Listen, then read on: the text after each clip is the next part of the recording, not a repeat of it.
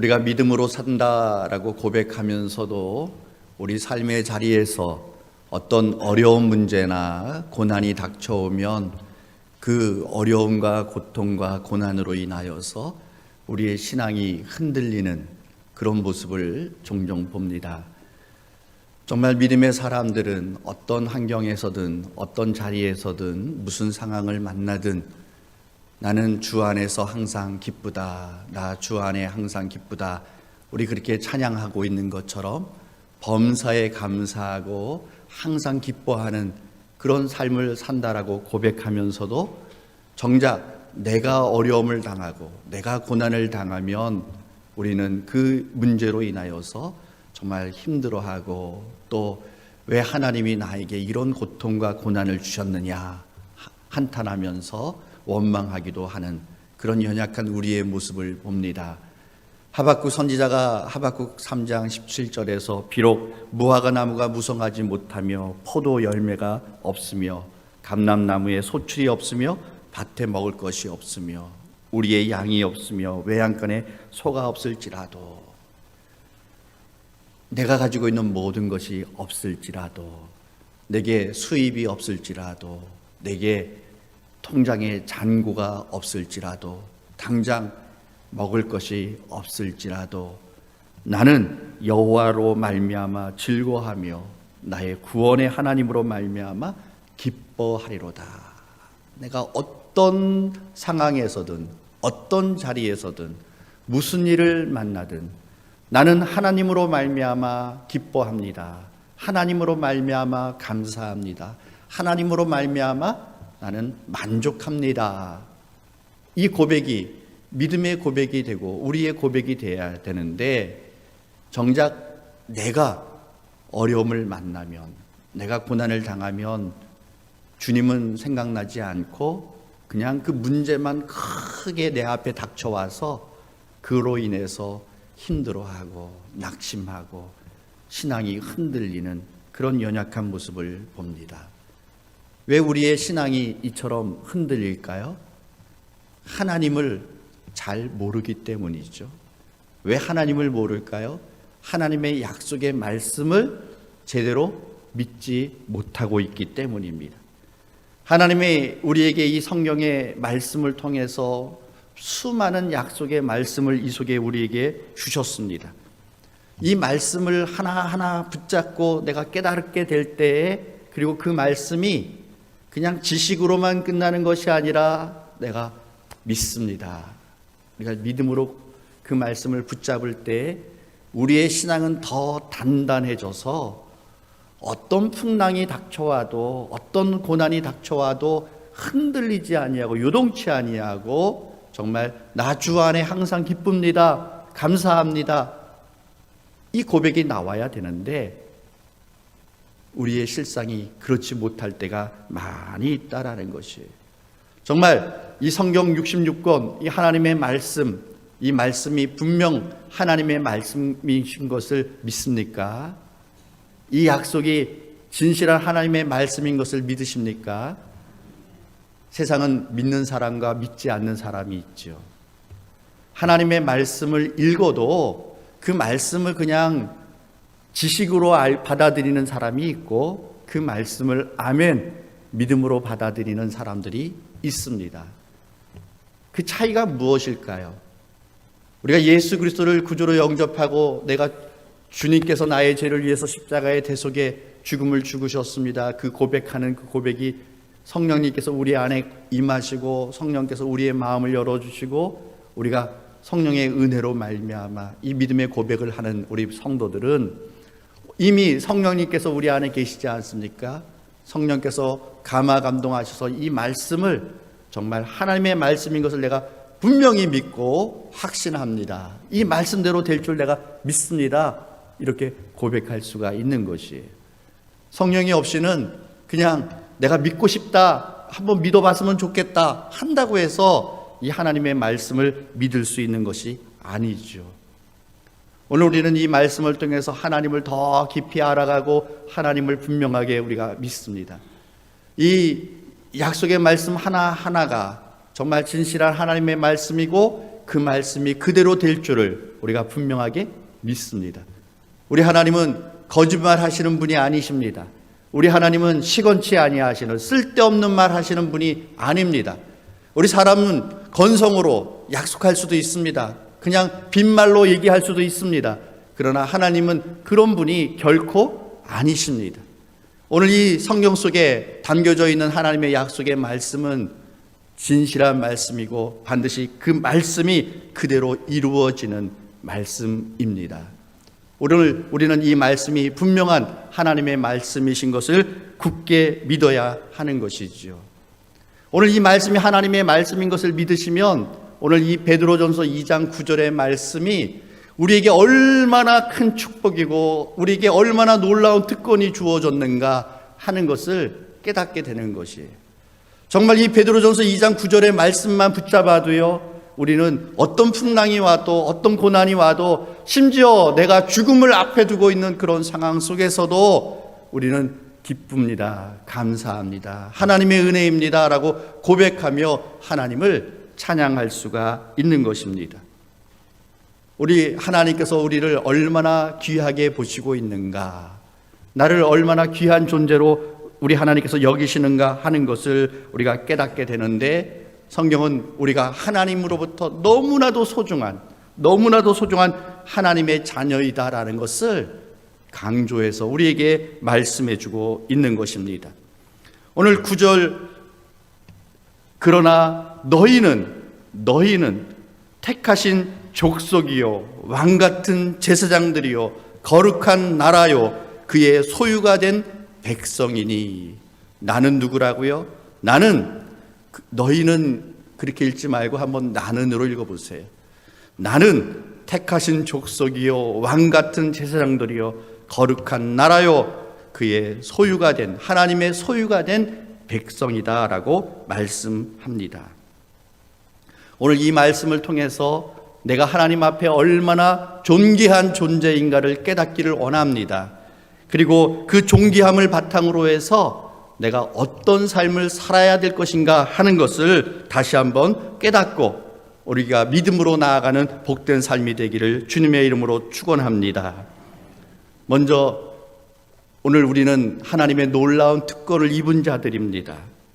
나는 택하신 족속이요 왕같은 제사장들이요 거룩한 나라요 그의 소유가 된 백성이다 라고 말씀합니다.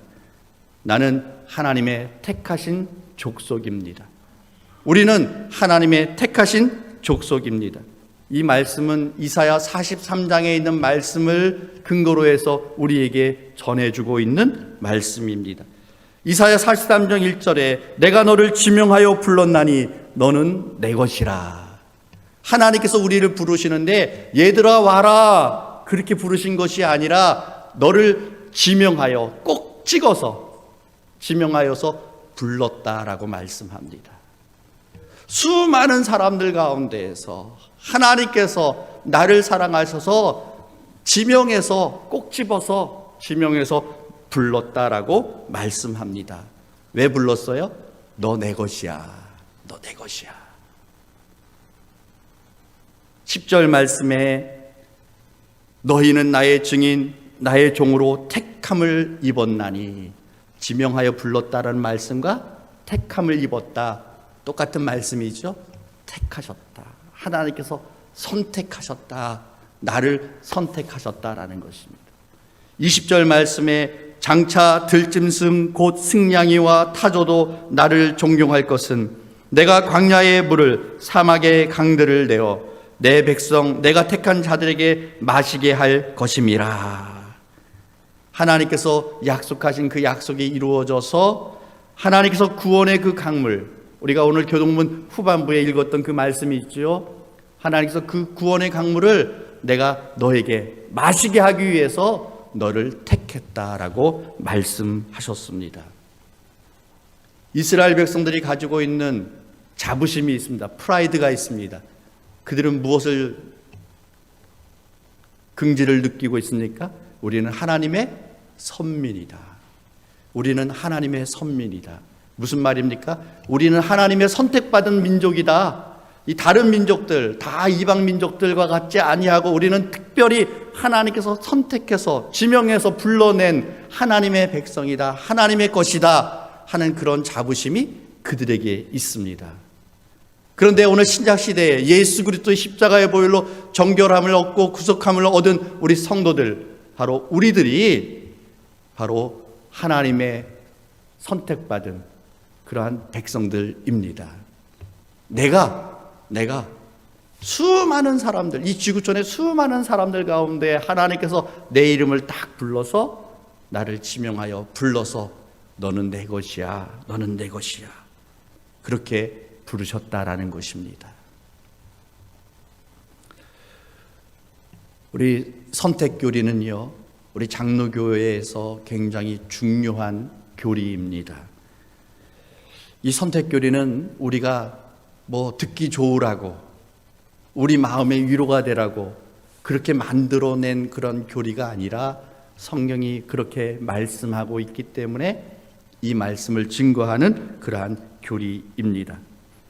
어떤 사람은 이 선택교리를 통해서 누구는 선택하고 누구는 버렸다, 선택된 사람이 있고 버려진 유기된 자가 있다 할 때 하나님 불공평하시지 않습니까? 하나님 불공평하지 않습니까? 왜 다 똑같이 구하고 다 똑같이 구원하시지 왜 누구는 구하고 누구는 버렸습니까? 그렇게 주장하는 사람도 있습니다. 그러나 우리 토기장의 비유를 통해서 진흙을 앞에 놓고 도공이 이것을 가지고 그릇을 만들 것인지 접시를 만들 것인지 무엇을 만들 것인지는 전적으로 누구에게 달려 있습니까? 토기장이 도공에게 달려 있다 하는 것이죠.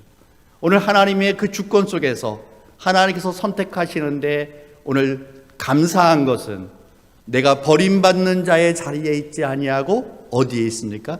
선택받은 자의 자리에 있어서 내가 이 복음을 깨닫고 주를 그리스도로 나의 구주로 고백할 수 있는 그런 은혜와 특권을 우리가 누리게 되었다라는 사실입니다. 그래서 오늘 우리는 하나님께서 나를 선택하셨다라는 것을 우리가 알고 하나님이 특별히 나를 사랑하시는구나 하는 것을 우리가 깨닫고, 이 하나님의 선택은 이미 하나님께서 창세전에 나를 선택하셨고 하나님이 선택하신 것은 오늘 선택했다가 내일 버리는 그런 것이 아니라 영원한 선택이다라는 것이죠. 나는 하나님의 선택받은 백성입니다, 선택받은 사람입니다 하는 자부심을 가지시기 바랍니다. 대통령이 선택했어요? 대통령이 선택해도 영광이지요. 어떤 유명한 연예인이 나를 선택해서 같이 밥 먹자고 했어요? 그것도 영광이겠죠. 그러나 오늘 나는 만왕의 왕이신 창조주이신 하나님께서 나를 선택하셨다. 너무나 감사하지 않습니까? 나 같은 사람을 하나님께서 선택해 주셨습니다. 우리는 왕 같은 제사장이라고 고백합니다. 왕 같은 제사장, 왕과 같은 지위를 가지고 사람들을 다스리고 제사장처럼 섬긴다라고 하는 의미를 가지고 있습니다. 우리가 하나님 나라의 두 가지 중요한 역할을 감당하게 되어지는데, 구약시대의 제사장은 어떤 역할을 합니까? 일반 백성들은 하나님 앞에 나아가서 예배 드릴 수가 없습니다. 하나님 앞으로 나아갈 수가 없기 때문에 특별히 하나님께서 중간에 제사장을 두어서 제사장들이 희생 제물을 가지고 이제 제사 드릴 사람과 함께 제물에 손을 얹고 기도하고, 그리고 제사장이 그것을 죽이고 그것을 각을 떠서 하나님 앞에 제물로 드리는 것이죠. 백성들은 하나님 앞으로 나아갈 수가 없습니다. 거룩하신 하나님 앞으로 나아가면 죽게 되니까 하나님 앞에 설 수가 없는 그런 존재였습니다. 그러나 제사장은 하나님 앞으로 나아갈 수 있는 특권을 갖고 있습니다. 오늘 신약 시대에 와서 예수 그리스도께서 우리를 위해서 희생 제물이 되어 주셔서 십자가 위에서 자기 자신을 대속의 제물로 드려 주셨습니다. 그 예수 그리스도를 통해서 이제 예수 그리스도를 믿는 우리 성도들은 언제든지 언제든지 우리가 하나님 앞으로 나아갈 수 있는 특권을 얻었다라는 것입니다. 다른 누구의 도움을 받을 필요가 없습니다. 예수 그리스도의 이름으로 우리는 언제든지 하나님 앞으로 나아갈 수 있습니다. 그래서 우리가 하나님 앞에 언제든지 만날 수 있는 그런 은혜를 얻었다라는 것이에요. 여러분, 언제든지 대통령을 내가 만날 수 있다. 미리 예약하지 않아도, 미리 검사받지 않아도 만날 수 있다. 특권이에요, 특권 아닙니까? 특권이죠. 우리나라 세계적인 기업, 삼성의 회장을 만날 수 있는 특권, 내가 아무 때나 만날 수 있다. 특권입니까? 아닙니까? 특권이죠. 대단한 사람입니다. 그런데 오늘 우리는 누구를 만날 수 있는 특권을 가진 자입니까? 하나님을 만날 수 있는 자입니다. 하나님을 만날 수 있는 자예요. 언제든지 어디서나 만날 수가 있습니다. 하나님을 만날 수 있다는 것이 뭐예요? 내가 지금 하나님 이런 어려운 문제가 있습니다. 하나님과 의논하면 됩니다. 하나님께 말씀드리면 됩니다. 우리 무슨 문제 생기면 어디 도움 줄 사람이 없는가? 법적인 문제가 생기면 어디 변호사, 경찰 쪽에 건강에 문제가 생기면 어디 병원의 의사, 의료진 찾지 않습니까? 조금이라도 아는 사람이 있으면 좀 도움을 받지 않을까 하는 그런 기대를 하지 않습니까? 그 사람이 그 문제를 해결할 수 있는 사람은 아님에도 불구하고. 그런데 오늘 우리는 하나님 앞으로 언제든지 나아갈 수 있는 그런 존재가 되었다라는 것이에요. 하나님께서 우리에게 왕처럼 존귀한 지위를 주시고 우리가 하나님 앞으로 언제든지 달려나갈 수 있는 그런 사람으로 나를 세워주셨다라는 것입니다. 여러분, 이것만 생각해도 문제가 닥쳐옵니까? 그러면 어디로 달려가야 돼요? 하나님 앞으로 달려가야 돼요. 어떤 고난이 닥쳐왔습니까? 그러면 다른 사람, 누구 도울 사람 누가 있는가, 어떤 백이 있는가 찾아볼 필요 없어요. 누구에게 달려가면 됩니까? 만왕의 왕이신 하나님 앞으로 달려가면 됩니다. 하나님 만나면 됩니다. 하나님께 부르짖으면 됩니다. 우리는 거룩한 나라라고 말씀합니다. 거룩한 나라. 성별된 나라라는 말이죠. 거룩하게 만들어진 나라라고 말씀합니다. 우리가 죄와 허물로 인하여서 더럽혀져 있는 그러한 존재였는데 예수 그리스도의 그 십자가의 보혈로 우리를 씻어주시고 거룩한 나라 백성이 되게 해 주셨습니다. 거룩한 나라 백성, 하나님 나라 백성, 이제 누구의 다스림을 받습니까? 하나님의 다스림을 받는 존재입니다. 우리가 어느 나라에서 사느냐, 어느 나라에서 태어났느냐, 어느 나라 국민이냐 굉장히 중요합니다. 여러분이 이 대한민국에서 태어나지 않고 조금만 하나님께서 거리를 조금 더 위로 보내셔가지고 조금만 위로 보내셔가지고 저 북한 북녘 땅에서 태어나셨다면 여러분 어떻게 됐을까요? 거기 국민이라고 하면 어떻게 됐을까요? 많은 사람들이 그 나라에서 살 수가 없다고 탈북하여서 죽음 앞에 죽음을 감수하고도 어떤 위험이 닥쳐올지 모르는 그런 상황 속에서도 그 나라를 탈출해서 많은 탈북자들이 이 땅에 와 있지 않습니까? 내가 이 나라에서 태어나지 아니하고 저 아프리카 어느 빈국에서 태어났다고 한다면은 우리 방송에서 보지 않습니까? 8살, 7살 된 아이가 채석장에서 하루 종일 망치로 돌을 깨야만 하는, 그리고 1달러도 되지 않는 돈을 받아가지고 그날 겨우 먹을 것을 연명하는 그런 광경을 지금 이 시대에도, 우리가 이렇게 풍요롭고 자유로움을 누리고 있는 이 시대에도 우리가 목격하지 않습니까?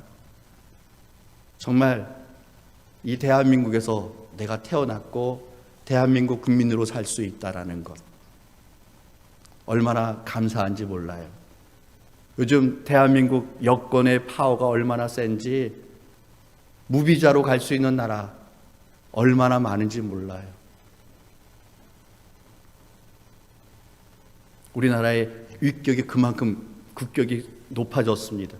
그런데 여러분은 대한민국 뿐만 아니라 우리는 누구에게 소유된 거룩한 하나님 나라 백성인 줄 믿습니다.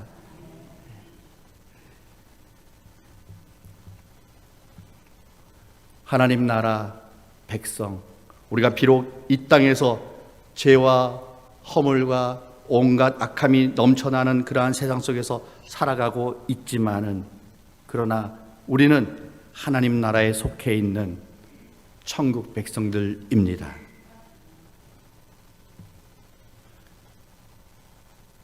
제가 지난주에 어느 목사님의 초대를 받아서 저 평택에 있는 미군 기지에 가봤습니다. 한 10여 년 전에 가보고 또 갔는데 들어가는 것부터가 아주 복잡하더군요. 신분증 다 가져오라고. 그 부대 안에 들어가는 차는 차량 등록증, 자동차 보험 영수증, 그리고 운전자 운전면허증, 그리고 운전자 주민등록증. 그냥 외국 갈 때 여권 하나만 내도 되는데 거기 들어가는 거는 그렇게 복잡해요. 그리고 내가 들어가고 싶다고 해서 들어갈 수 있는 게 아니고 우리를 에스코트 해줄 사람이 한 명 있어야지만 들어갈 수 있어요. 그들만의 어떤 우월이 있지 않습니까? 그렇죠? 오늘 우리는 이 세상에 그런 나라, 시시한 나라가 아니라 나는 하나님 나라의 거룩한 백성입니다.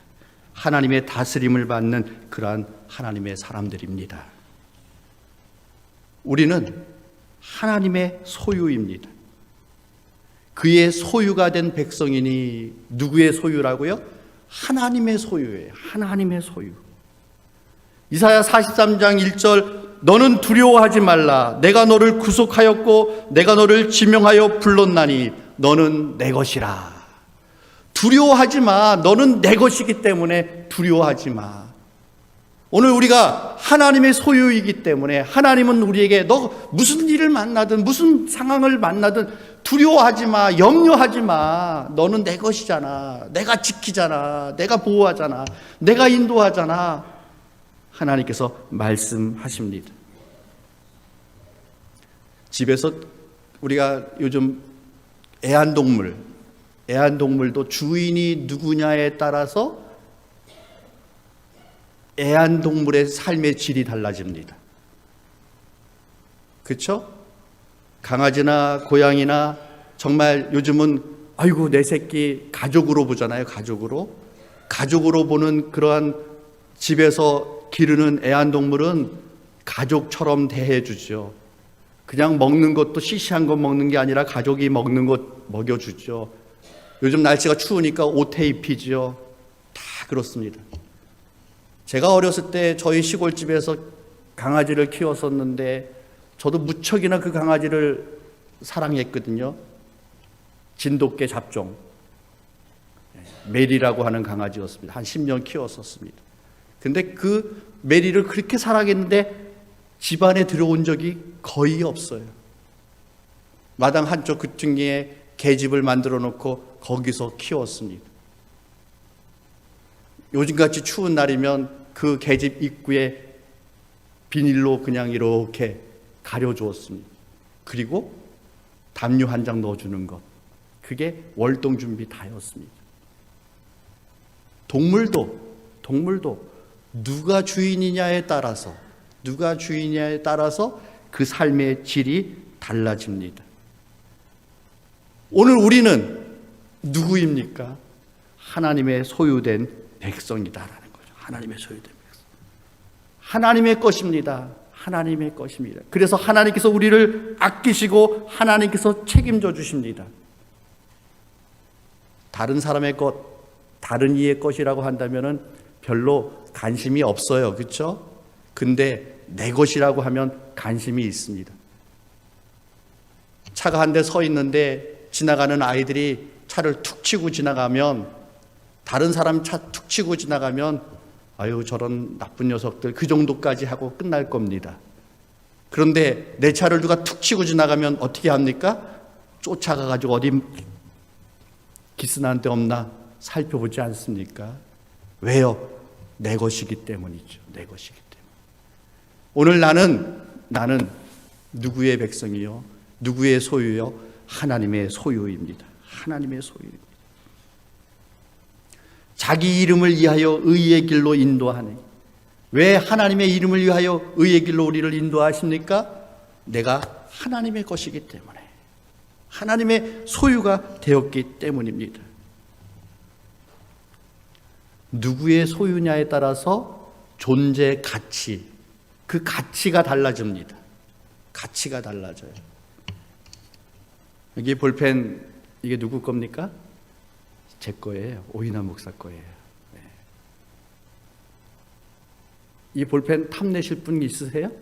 이거 다이소 가면은, 저기 보물창고 가면은 그냥 한 1,000원이면 살 것 같은데, 이거 탐내실 분 아무도 없어요. 그렇죠? 네, 아무도 없습니다. 그런데 이 볼펜을 해밍웨이가 사용하던 거다, 톨스토이가 사용하던 거다 하면은 얘의 가치는 달라집니다. 지금 여기서 이렇게 굴러다닐 그런 볼펜이 아닙니다. 박물관의 유리상자 안에 들어있으면서 밑에 해밍웨이가 썼던 볼펜 쓰여 있을 겁니다. 요즘 많은 사람들이 스포츠 좋아하죠. 손흥민 대단한 선수 아닙니까? 손흥민의 팬이 되어서 매장 가가지고 토트넘 유니폼 7번 사 입고 응원하는 분들 많이 계십니다. 내가 가서 사서 입은 옷하고 토트넘 경기장에 가서 직관하고 막 응원하다 보니까 손흥민 선수가 탁 내 앞에 달려와가지고 옷통을 탁 벗어가지고 90분 동안 입고 뛰어서 땀 범벅이 된 그 옷을 나한테 딱 줬습니다. 그 옷하고 매장에서 산 옷하고 어느 게 가치가 있습니까? 매장에서 산 옷이 더 깨끗해 보이지만은 손흥민 선수가 직접 입고 뛴 옷, 그것이 더 가치가 있는 것이죠. 물건 하나도 누구의 것이냐에 따라서 가치가 달라집니다. 여러분은 누구의 것입니까? 하나님의 것입니다. 나는 누구의 것이라고요? 하나님의 것입니다. 하나님의 것인데 하나님께서 그냥 가치 없는 것으로 대충 쓰고 던져버리는 그런 존재가 아닙니다. 하나님께서 나를 너무너무 귀히 보시고 너무너무 사랑하셔서 나를 위해서 독생자까지 아끼지 아니하시고 내어줄 정도로 그렇게 소중하고 존귀하게 여기시고 그래서 나에게 크신 은혜와 사랑을 베풀어 주시는 그런 존재가 누구라고요? 나입니다. 오늘 말씀 베드로전서 2장 9절의 말씀을 통해서 내가 하나님 앞에 어떤 존재인가? 여러분 시시한 존재가 아닙니다. 여러분은 하나님께서 택한 백성입니다. 여러분은 왕과 같이 존귀케 하셔서 언제든지 하나님 앞으로 달려가면 하나님이 만나주시는 왕과 같은 제사장입니다. 여러분은 세상에 잡다한 나라 백성이 아니라 우리는 하나님 나라 거룩한 백성입니다. 나는 누구 것이라고요? 하나님의 것입니다. 하나님의 소유입니다.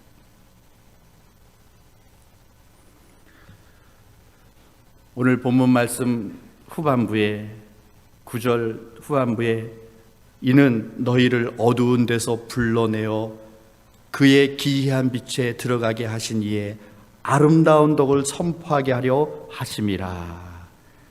하나님께서 우리를 이처럼 택한 백성으로 왕과 같은 제사장으로 거룩한 나라의 백성으로 하나님의 소유로 삼으신 이유가 있습니다.